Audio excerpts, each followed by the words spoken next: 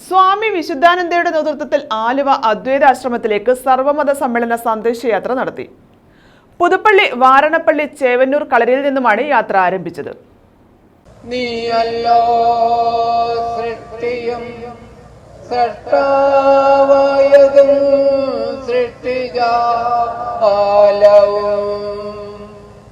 ശ്രീനാരായണ ഗുരുദേവൻ സംസ്കൃത പഠനം നടത്തിയ പുതുപ്പള്ളി തൃപ്പാദ ഗുരുകുലം ചേവന്നൂർ കളരിയിൽ നിന്നും ആലുവ അദ്വൈത ആശ്രമത്തിലേക്ക് സന്ദേശയാത്ര നടത്തി.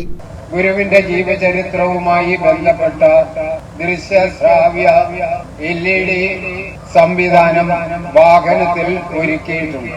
ഇത് നമ്മളോടൊപ്പം തുടരുന്നതാണ്. ഗുരു അവതാരം ചെയ്ത ചെമ്പഴന്തി ഗുരുകുലം, അതുമായി ബന്ധപ്പെട്ട ദൃശ്യങ്ങൾ. അതുപോലെ 2ാം സ്ഥാനമാണ് ചേവന്നൂർ കളരിക്കുള്ളത്, ഗുരു വിദ്യ അഭ്യസിച്ച സ്ഥാനം. 3ാം സ്ഥാനം ഗുരു തപസ് ചെയ്ത് ആത്മസാക്ഷാത്കാരം നേടിയ മരുത്വാമല.